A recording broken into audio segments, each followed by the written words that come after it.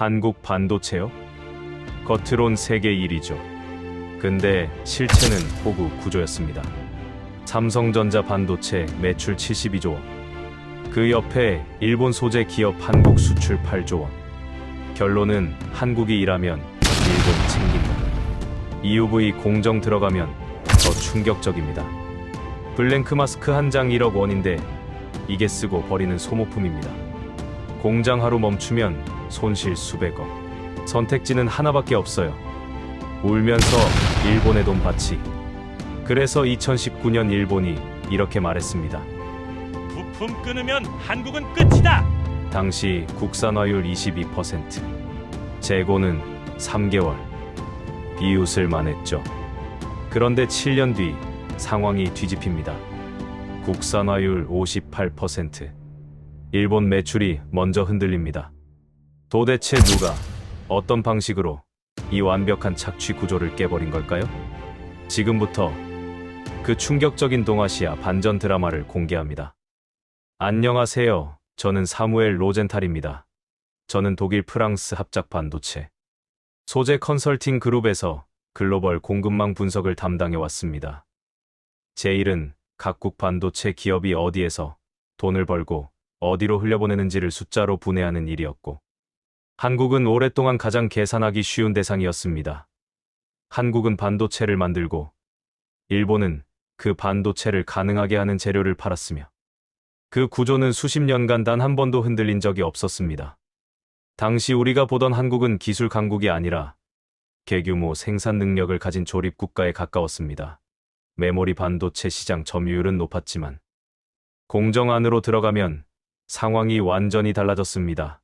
포토레지스트 불화수, 연마제 세정액 같은 핵심 소재의 일본 의존도는 항목별로 70에서 90%를 넘었고, 특히 미세 공정으로 갈수록 선택지는 더 줄어들었습니다. 한국이 스스로 만든다고 말하는 소재도 실제 양산 라인에서는 거의 쓰이지 않았습니다. 실험실 수준과 공장 수준은 전혀 다른 세계였기 때문입니다. 회의실에서 한국 이야기가 나오면 늘 비슷한 패턴이 반복됐습니다. 한국 기업들이 또 공장을 증설한다는 보고가 올라오면 누군가는 웃으면서 말했습니다.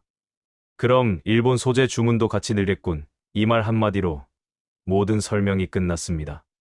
실제로 수치는 그 말을 증명하고 있었습니다.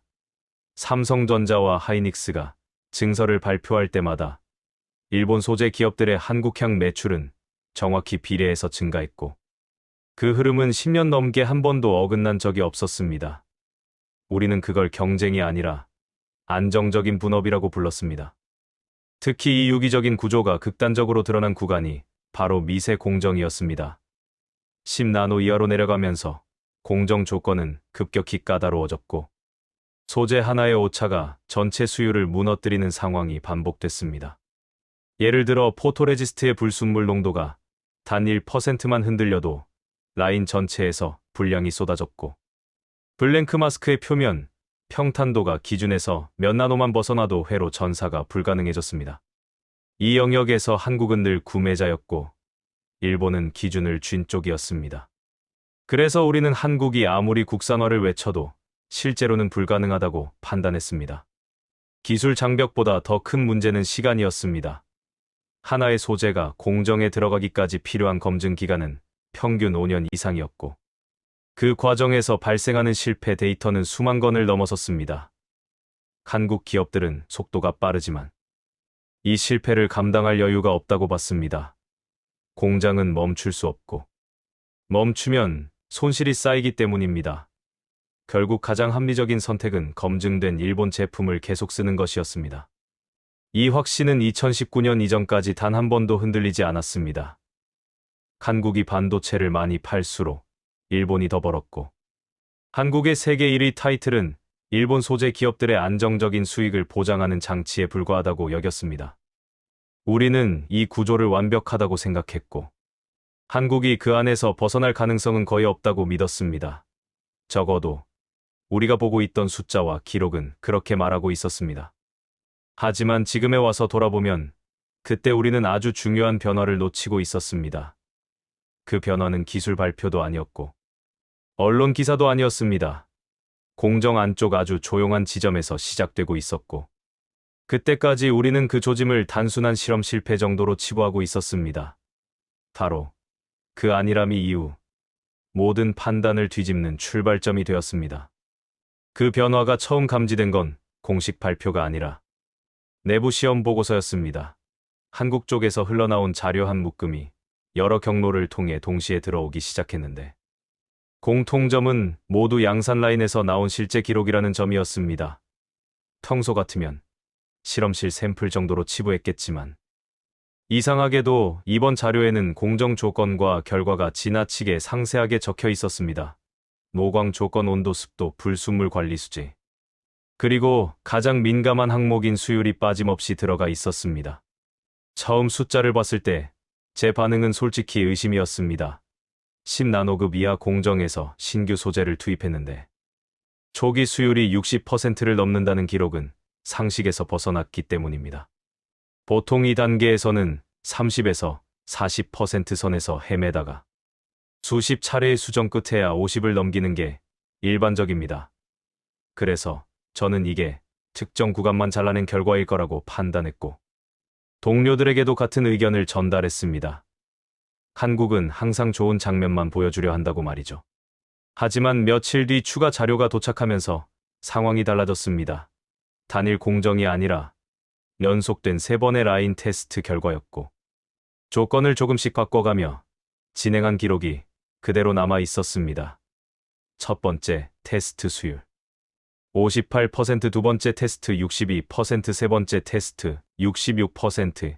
이 수치 자체도 놀라웠지만 더 이상했던 건 개선 속도였습니다.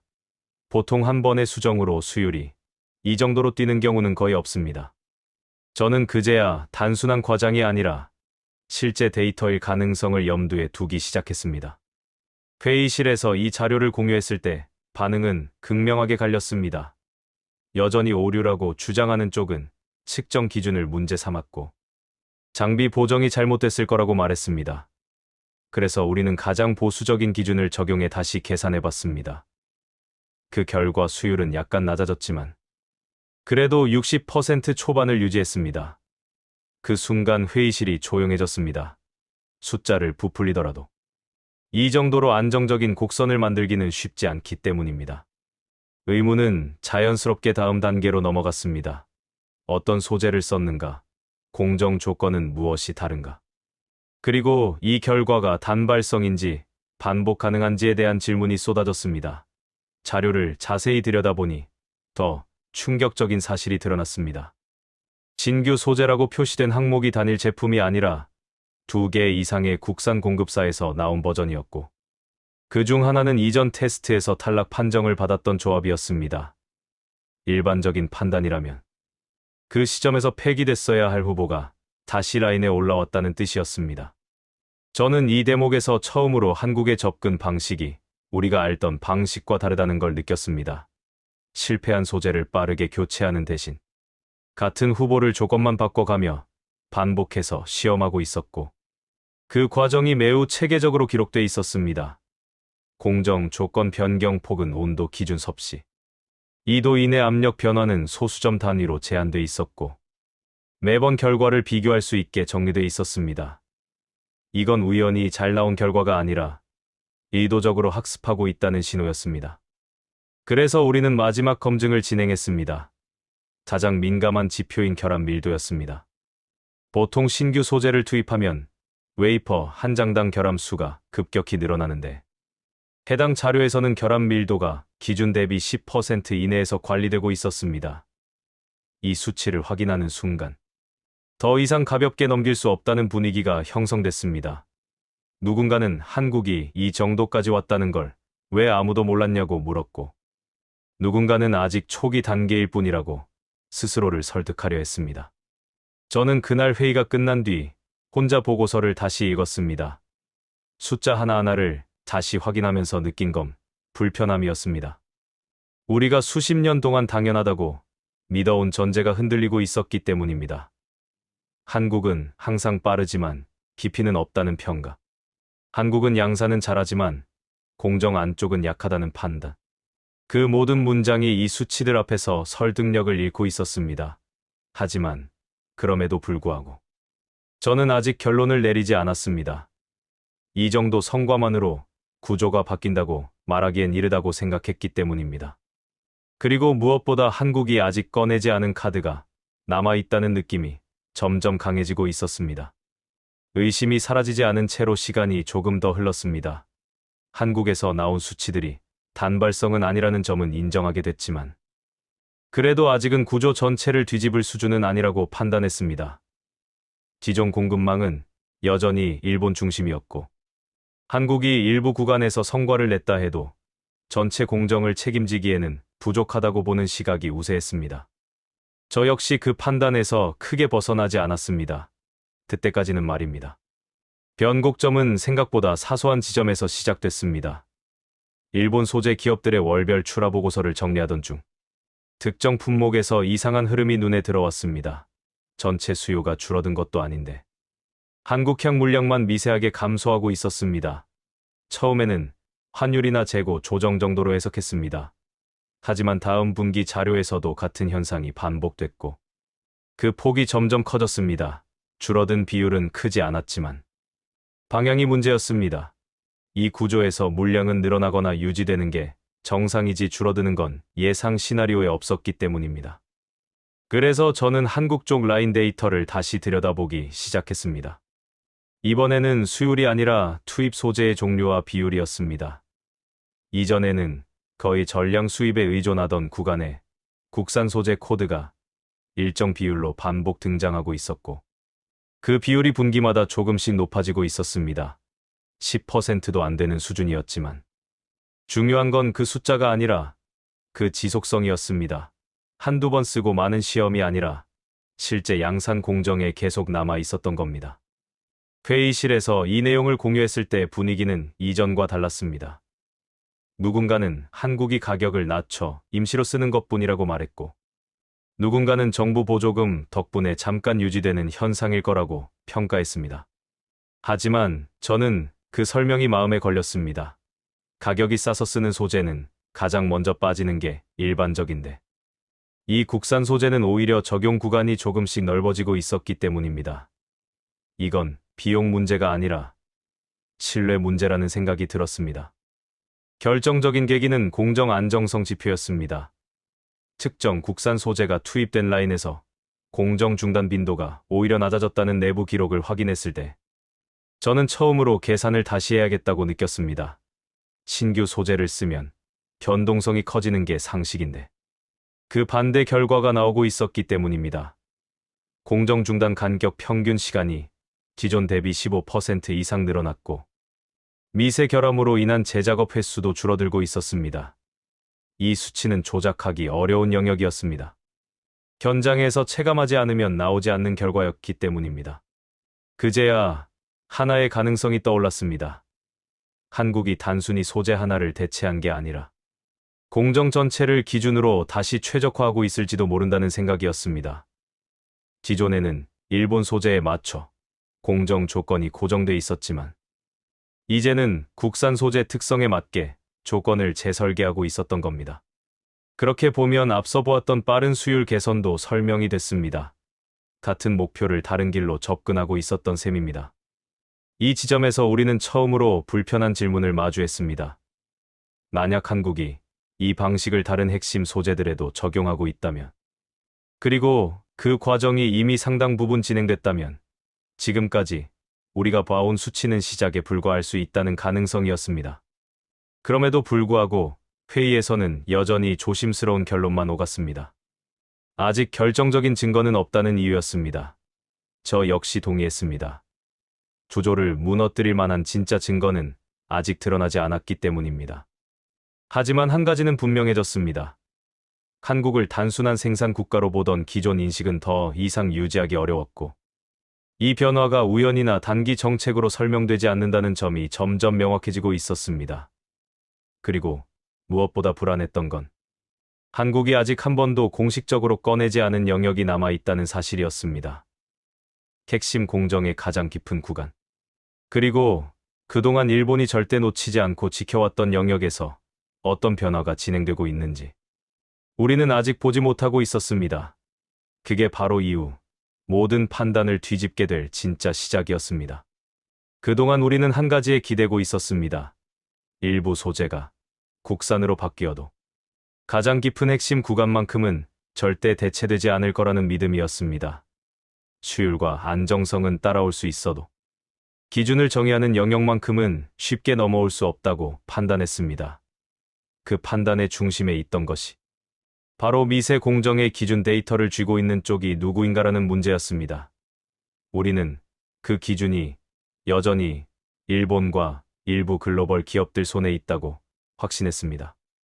그래서 마지막으로 확인한 건 한국의 공정 기준 변경 여부였습니다.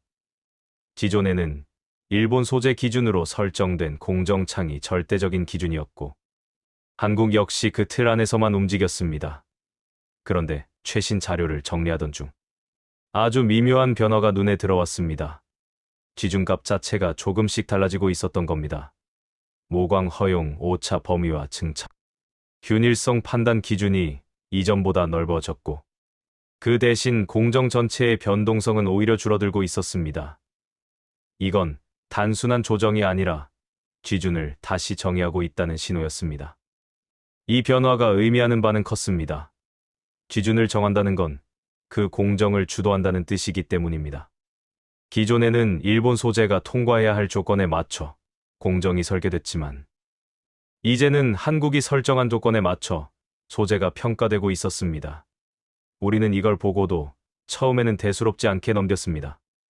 각 회사마다 내부 기준은 조금씩 다를 수 있다고 스스로를 설득했습니다.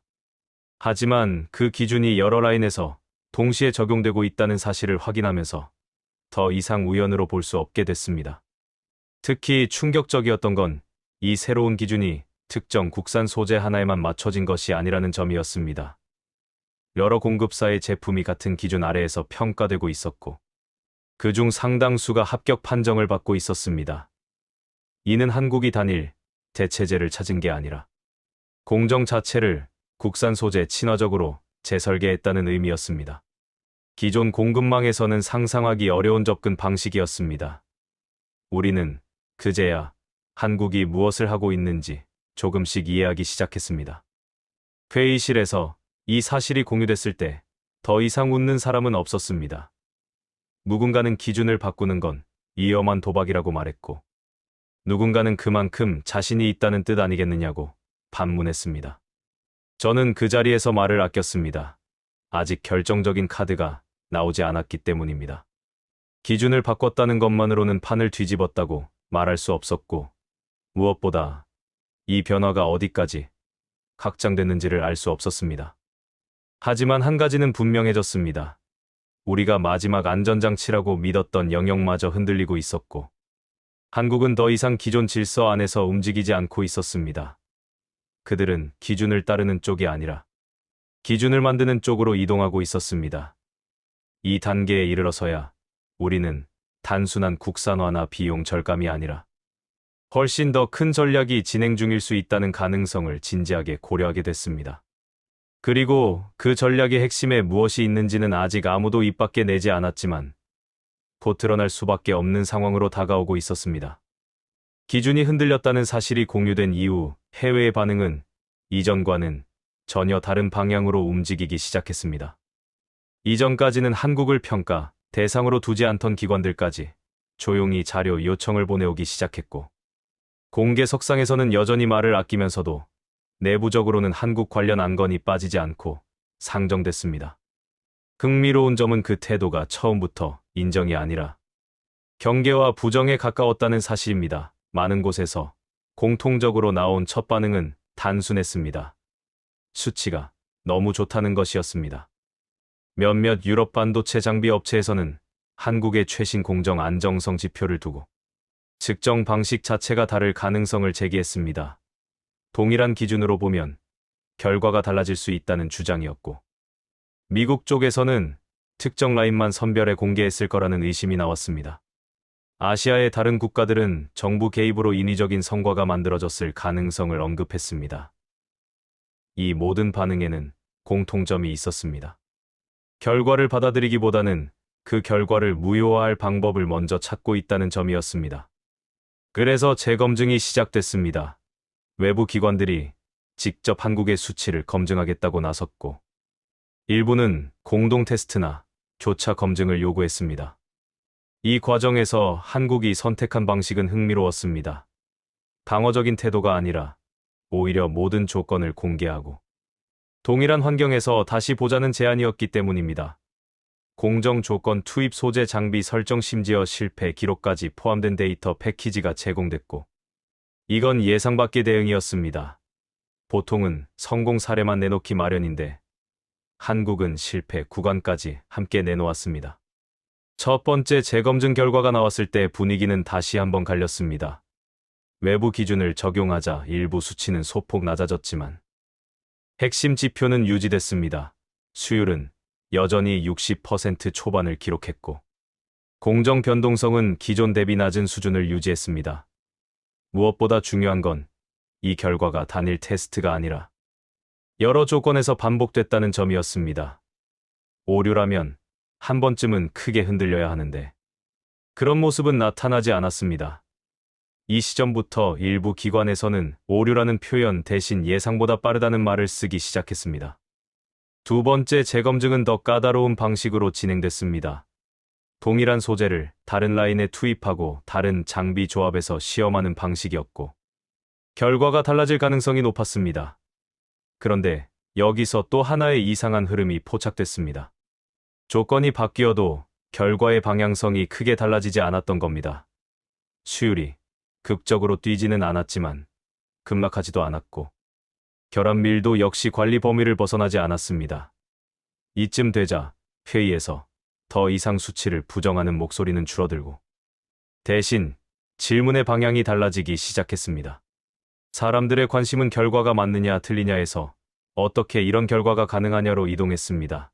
처음에는 누가 도와줬느냐는 질문이 나왔고, 특정 국가나 기업의 기술 이전 가능성이 거론됐습니다. 하지만 이 역시 자료를 통해 하나씩 배제됐습니다. 공정 로그와 테스트 기록을 보면 외부 기술이 갑자기 투입된 흔적은 없었고, 개선 과정은 점진적이었습니다.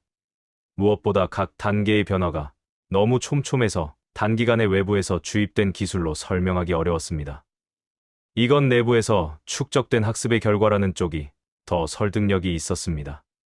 그제야 시선이 완전히 바뀌었습니다. 이제 한국의 성과를 숫자로 평가하는 대신 그 숫자를 만들어낸 과정에 대한 관심이 커졌습니다.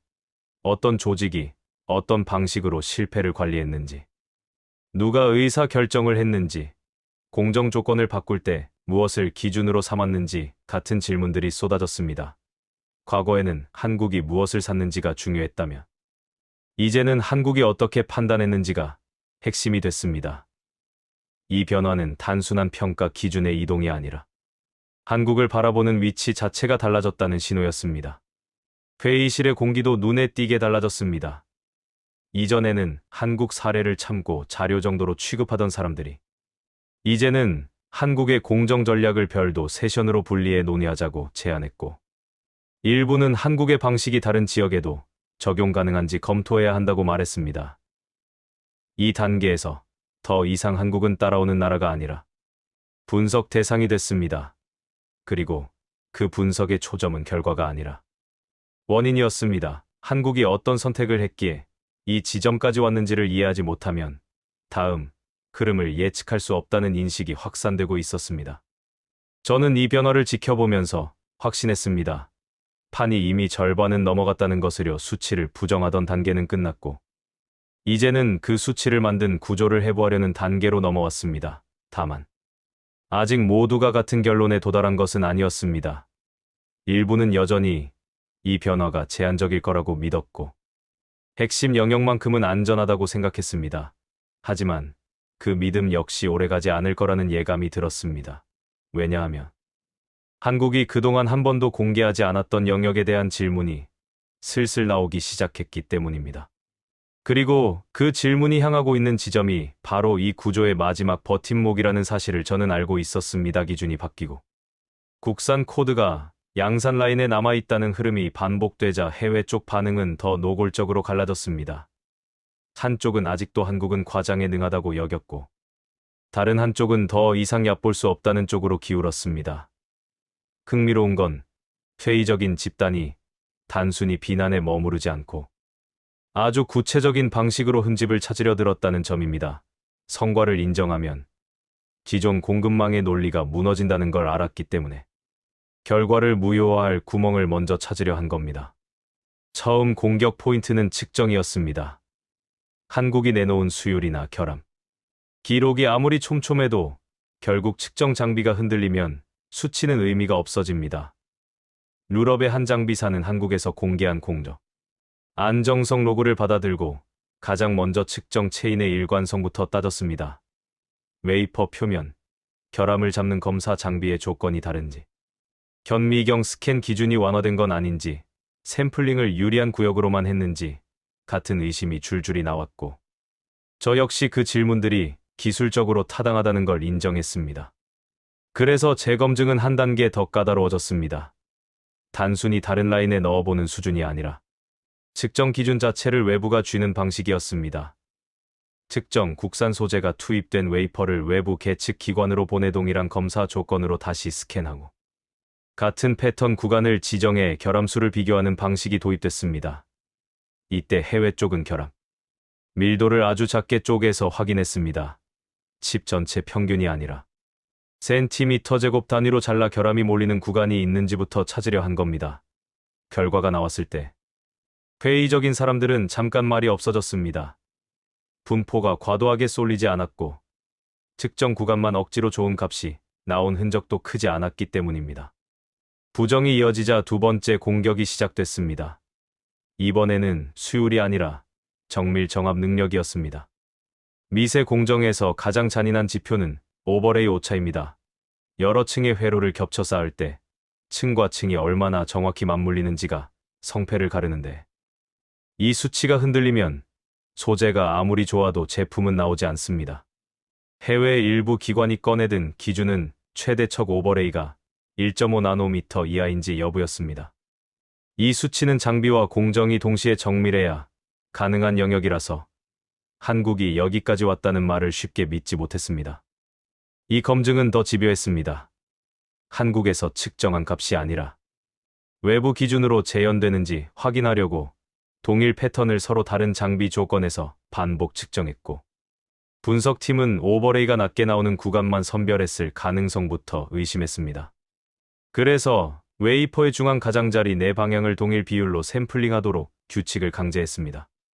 이렇게 하면 편향이 생기기 어렵습니다. 결과는 결정적이었습니다. 수치가 약간 흔들리긴 했지만 특정 구간만 과도하게 튀지 않았고 전체적으로 1.5 나노미터 전후의 범위에서 관리되고 있었습니다. 이 순간부터는 더 이상 측정 오류라는 프레임이 힘을 잃었습니다. 분위기를 바꾼 건 기술자들의 표정이었습니다. 처음엔 한국 자료를 받아들고도 조용히 웃던 사람들이 있었습니다. 한국이 늘 보여주던 건 거창한 설명과 애매한 그래프였기 때문입니다. 그런데 이번에는 달랐습니다. 반도체 공정은 숫자가 정직하고 숫자가 쌓이면 말이 줄어듭니다. 세 번째 보고서부터는 토론 주제가 바뀌었습니다. 이게 조작이냐 아니냐가 아니라 한국이 어떻게 이 조건을 안정적으로 만들었느냐로 이동했습니다. 성과를 깎아내리던 사람들까지도 원인을 물어보기 시작했다는 점이 중요합니다. 결과를 부정하는 데 실패하면 그 다음은 원인을 이해하는 수밖에 없기 때문입니다. 그때부터 외국 기관들의 행동도 달라졌습니다.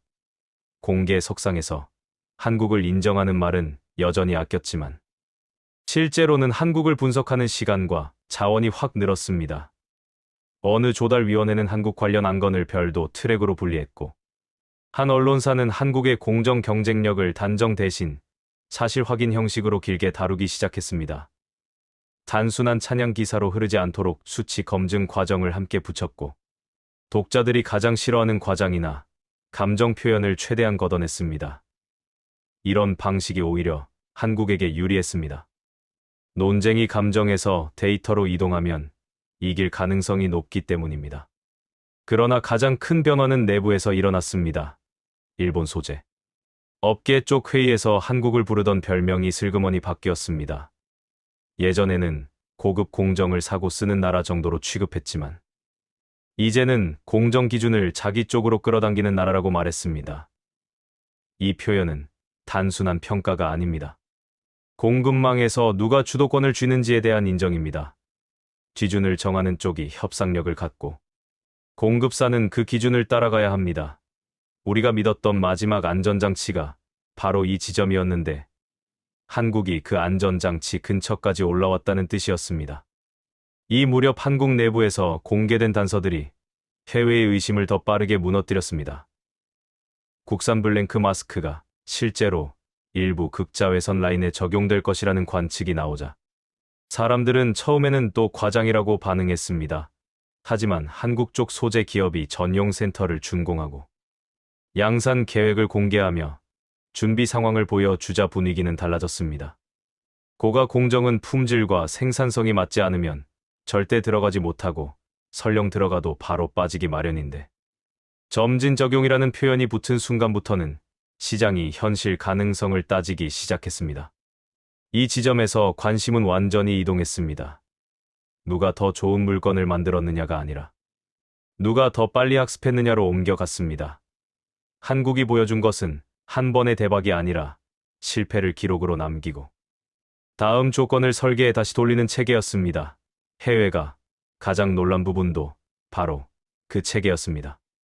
일본이 수십 년 동안 쌓아온 경험을 한국이 짧은 기간에 압축할 수 있었던 이유를 설명하려면 결국 학습 속도를 봐야 했기 때문입니다. 저는 이때부터 보고서의 제목을 바꿨습니다. 한국의 결과를 평가한다가 아니라 한국의 학습 장치가 무엇인가로 바꿨습니다. 추율과 오버레이 같은 숫자는 결론에 가까웠고 진짜 싸움은 그 숫자가 생기는 구조에 있었습니다. 그리고 그 구조의 중심에는 한국이 공정, 깊숙한 곳에서 조용히 준비해온 요소가 있었습니다.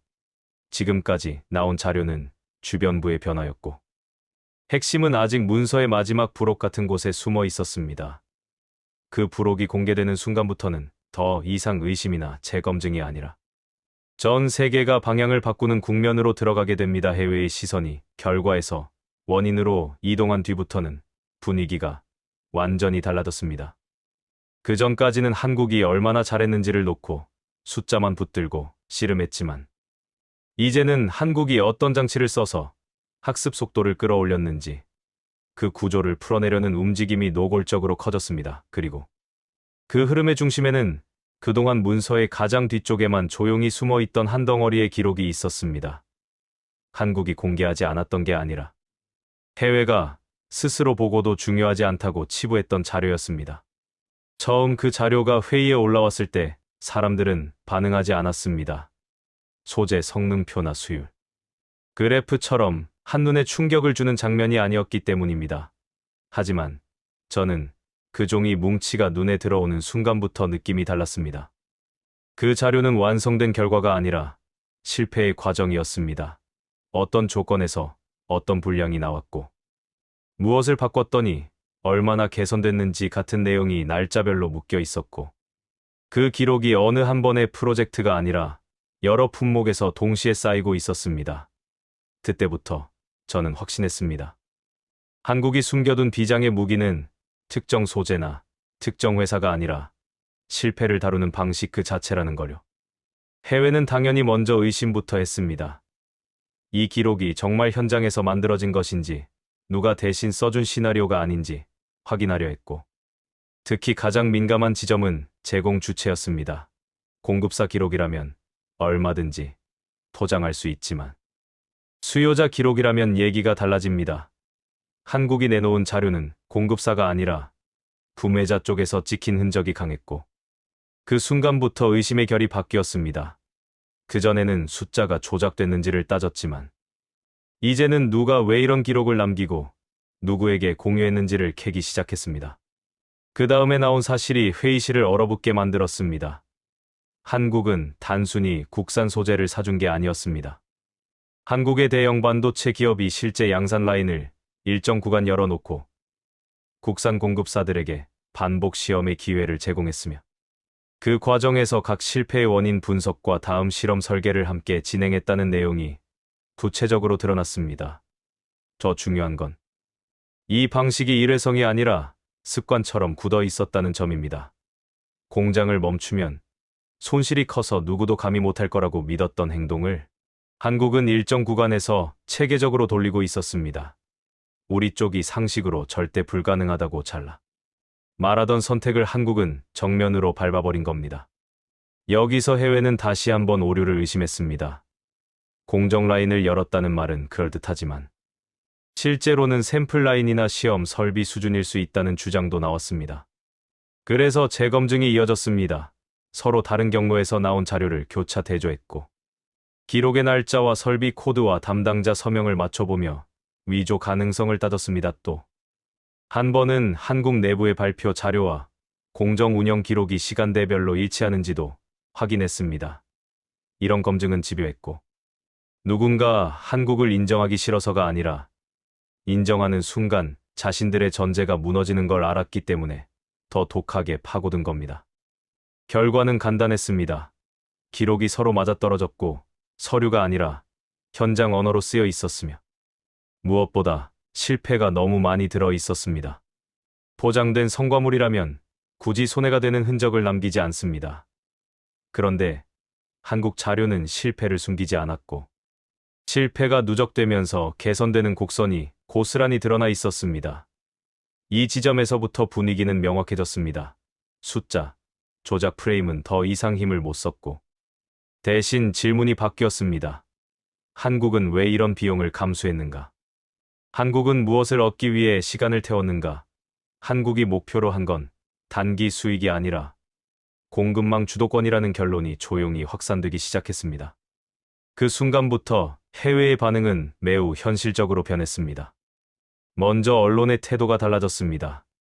그전까지는 한국의 국산화 얘기를 과장이나 감정의 영역으로 밀어 넣었는데 이제는 단어를 더 조심스럽게 고르기 시작했습니다. 한번 확정된 데이터를 되돌리기 어렵다는 걸 알았기 때문입니다. 그래서 기사들은 칭찬 대신 사실 묘사로 방향을 잡았습니다. 양산 라인 테스트 반복 횟수, 공정 조건의 변화, 폭분량, 유형별 개선 패턴 같은 건조한 문장들이 늘어났고 독자들은 그 건조함에서 오히려 진짜 냄새를 맡았습니다. 산업계는 더 빠르게 움직였습니다. 장비사, 소재사, 컨설팅사들이 한국 방문 일정을 앞당기기 시작했고 이전에는 회의에서 뒤쪽에 앉던 사람들이 이번에는 한국 세션을 먼저 요구했습니다. 특히 일본 쪽에 기대던 기업들의 반응이 가장 복잡했습니다. 겉으로는 별일 아니라는 표정을 유지하면서도 내부적으로는 대응 보고서를 긴급 편성했고 고객사 커뮤니케이션 방식부터 다시 설계하기 시작했습니다. 왜냐하면 이제 싸움이 기술 성능이 아니라 관계의 구조로 이동했기 때문입니다. 기존에는 일본이 기준을 쥐고 한국이 맞추는 형태였지만 한국은 기준을 자기 쪽으로 당겨오고 있었습니다. 이 과정에서 해외가 가장 당황한 장면이 하나 더 있었습니다. 한국을 얕보던 사람들이 마지막으로 붙들었던 논리가 있었습니다. 한국은 돈을 써서 따라잡을 수는 있어도 시간이 필요한 영역만큼은 못 건드린다. 이런 믿음입니다. 그런데 한국은 시간을 돈으로 바꾸는 장치를 이미 갖고 있었습니다. 실패 데이터를 빠르게 만들고 빠르게 해석하고 빠르게 다음 실험으로 넘기는 루프가 공장 옆에서 계속 돌고 있었고 그 루프가 여러 기업들에 동시에 적용되고 있었습니다. 이건 한두 명의 천재가 만드는 그림이 아니라 생태계가 움직이는 방식이었습니다. 그때부터 해외의 시선은 결과를 칭찬하는 걸 넘어 한국을 두려워하기 시작했습니다. 단일 품목이 잘 됐다는 얘기는 언제든 꺾일 수 있지만 학습 시스템이 자리 잡으면 시간이 갈수록 더 강해지기 때문입니다. 숫자가 쌓이면서 고개를 젓던 사람들도 하나씩 입장을 바꾸기 시작했고 가장 보수적이던 기관들조차 한국 사례를 위험 관리 보고서에 넣었습니다. 그 문장들은 대놓고 인정하는 말이 아니라 대비가 필요하다는 형식이었지만 의미는 같았습니다. 한국이 이제 변수에서 상수가 되었다는 뜻이었습니다. 저는 그날 회의가 끝난 뒤 돌아오는 길에 메모를 남겼습니다. 한국이 세운 건 공장이 아니라 학습 장치다. 그리고 그 장치가 돌아가는 한 한국은 어느 한 품목을 넘어도 멈추지 않는다. 이 문장을 쓰고 나니 그동안 맞지 않던 조각들이 맞춰지기 시작했습니다. 일본이 자신 있던 이유는 우월한 데이터와 경험이었고, 한국이 빠르게 따라온 이유는 그 경험을 빠르게 압축하는 구조였으며, 그 구조의 핵심은 실패를 두려워하지 않는 방식이 아니라 실패를 재료로 만드는 체계였습니다. 이제 남은 건 하나였습니다. 해외가 가장 두려워하던 질문입니다. 한국이 이 루프를 가장 깊은 구간에까지 적용했다면 그동안 절대 못 넘는다고 믿었던 마지막 벽도 이미 흔들리고 있을 수 있습니다. 그리고 그 벽이 흔들린다는 신호는 이미 여기저기에서 올라오고 있었습니다. 다만 아직은 누구도 그 이름을 먼저 입 밖에 내지 않았을 뿐입니다. 해외에서 한국을 바라보는 태도가 완전히 달라졌다는 걸 느낀 건 어느 날 갑자기 벌어진 일은 아니었습니다. 그 변화는 아주 천천히 진행됐고, 그래서 더 명확했습니다. 이전까지 해외의 반응은 늘 비슷했습니다. 한국이 뭔가를 해냈다는 소식이 들리면 곧바로 조건을 의심했고, 그 조건을 흔들 수 없으면 측정 방식을 문제 삼았으며, 그마저 막히면 일시적인 특수 상황이라고 정리했습니다. 이 패턴은 오랫동안 유효했고, 한국을 상대하는 데 가장 안전한 방식이었습니다. 하지만 이번에는 그 방식이 작동하지 않았습니다. 이유는 간단했습니다. 의심을 던질수록 확인해야 할 숫자가 늘어났고, 숫자가 늘어날수록 반박할 수 있는 여지가 줄어들었기 때문입니다. 처음에는 일부 품목의 수율이 높아졌다는 자료였고, 그 다음에는 공정 안정성 지표였으며, 이후에는 공급 비율 변화와 구매 발주 패턴까지 이어졌습니다. 각각만 놓고 보면 해석의 여지가 있었지만, 이 수치들이 같은 방향으로 누적되자 더 이상 개별 설명으로 덮을 수 없게 됐습니다. 해외에서 가장 먼저 나온 새로운 반응은 노골적인 경계였습니다. 공개 발언에서는 여전히 신중한 표현을 유지했지만, 내부 문서에서는 단어가 달라졌습니다. 이전에는 한국을 관찰 대상이라고 불렀다면 이제는 변수라는 표현이 등장했고, 얼마 지나지 않아 그 변수는 관리가 필요한 리스크로 분류됐습니다. 이건 인정의 다른 형태였습니다. 상대를 얕보는 단계에서는 리스크로 분류하지 않습니다. 그래서 오류를 찾기 위한 재검증이 한 번 더 시작됐습니다. 이번에는 특정 기업이나 특정 라인이 아니라 구조 전체를 대상으로 한 검증이었습니다. 한국이 내놓은 수치가 맞다면 공급망 어딘가에서 반드시 흔적이 남아야 한다는 논리였고, 그래서 해외는 여러 경로의 데이터를 동시에 들여다보기 시작했습니다. 공시 자료와 무역 통계 장비, 가동 기록 소재 발주 주기까지 교차 검증이 이뤄졌습니다. 이 과정에서 일부 수치는 해석이 엇갈렸지만 방향은 일관됐습니다. 한국이 사용하는 소재의 구성이 바뀌고 있었고, 그 변화가 단기간 반짝 현상이 아니라 시간에 따라 누적되고 있다는 점이 확인됐습니다. 여기서부터 분위기가 바뀌었습니다. 숫자가 틀렸다는 주장이 점점 힘을 잃었고, 대신 숫자가 왜 이렇게 나오는지에 대한 질문이 늘어났습니다. 이전에는 결과를 무효화하는 데 집중했다면, 이제는 결과를 만든 원인을 이해하지 않으면 안 되는 단계로 넘어간 겁니다.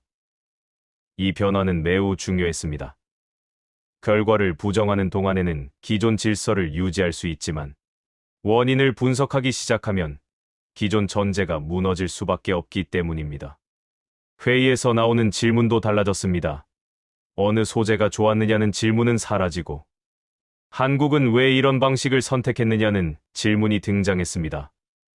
왜 검증되지 않은 국산 소재를 양산 라인에 반복 투입했는지, 왜 실패를 숨기지 않고 기록으로 남겼는지, 왜 공정 조건을 이렇게 세분화했는지 같은 질문들이 이어졌습니다.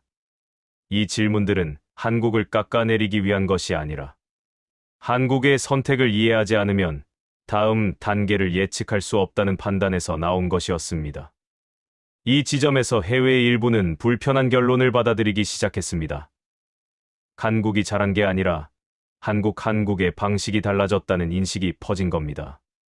과거의 한국은 빠르지만 얕다고 평가됐습니다. 하지만 지금 드러난 한국은 느리더라도 깊이를 만들 줄 아는 쪽으로 이동하고 있었습니다. 그리고 그 깊이는 특정 기술 하나가 아니라 학습 구조에서 나오고 있었습니다. 실패를 허용하는 게 아니라 실패를 쪼개서 관리하고 그 데이터를 다음 실험으로 바로 연결하는 구조, 이 구조가 생산라인 옆에서 계속 돌아가고 있다는 사실이 점점 분명해졌습니다. 그럼에도 끝까지 한국을 얕보려는 반응은 남아 있었습니다. 한국은 결국 최고급 품질은 못 만든다는 주장입니다. 하지만 이 주장도 이전만큼 힘을 얻지 못했습니다. 반도체 산업에서 모든 선택이 최고, 성능 하나로 결정되지 않는다는 걸 모두가 알고 있었기 때문입니다. 충분히 좋은 품질이 안정적으로 확보되면 그 순간부터는 협상력이 생기고 협상력이 생기면 구조가 바뀝니다. 해외는 바로 이 지점을 가장 불편해했습니다. 결정적인 전환점은 한국의 움직임이 단일 기업이나 일회성 프로젝트가 아니라 국가 차원의 모델로 굳어졌다는 사실이 확인됐을 때였습니다. 이건 발표 문구가 아니라 실제 숫자로 확인됐습니다. 수요 기업이 생산 라인을 열어 국산 기술을 검증하고 그 결과가 거래로 이어진 사례가 수백 건 단위로 누적됐다는 기록은 부정하기 어려웠습니다. 이 숫자를 놓고도 처음에는 정의를 따졌지만 재검증이 진행될수록 기록의 신뢰성은 오히려 강화됐습니다. 이제 해외의 반응은 명확하게 갈라졌습니다. 한쪽은 여전히 공개적으로는 말을 아끼며 시간을 벌려 했고 다른 한쪽은 이미 다음 국면을 준비하기 시작했습니다. 중요한 건 어느 쪽이든 한국을 예전처럼 대하지 않는다는 점이었습니다. 한국은 더 이상 공급망의 한 부분이 아니라 구조를 흔들 수 있는 중심 요소로 인식되기 시작했습니다. 저는 이 흐름을 정리하면서 한 가지를 분명히 느꼈습니다. 이 결론은 누군가가 선언해서 만들어진 게 아니라는 점입니다. 한국이 우리를 설득한 게 아니라 우리가 숫자와 기록에 의해 설득당한 결과였습니다. 의심은 충분히 했고 재검증도 여러 번 거쳤지만 그럴수록 남은 선택지는 줄어들었습니다. 그리고 마지막에 남은 결론은 하나였습니다. 한국은 더 이상 호구 구조 안에 있지 않다. 이 문장은 칭찬이 아니라 현실 인식이었습니다. 한국이 완벽해졌다는 뜻도 아니고 모든 분야에서 앞서 있다는 의미도 아닙니다. 다만 한국이 스스로 선택할 수 있는 위치로 이동했다는 뜻입니다. 그 위치에 도달하면 다시 예전으로 돌아가는 건 거의 불가능합니다. 그래서 저는 보고서의 마지막 문장을 이렇게 남겼습니다. 이 변화는 이미 끝난 일이 아니라 진행 중인 구조 변화이며 되돌릴 수 없다. 이것이 우리가 도달한 결말이었습니다.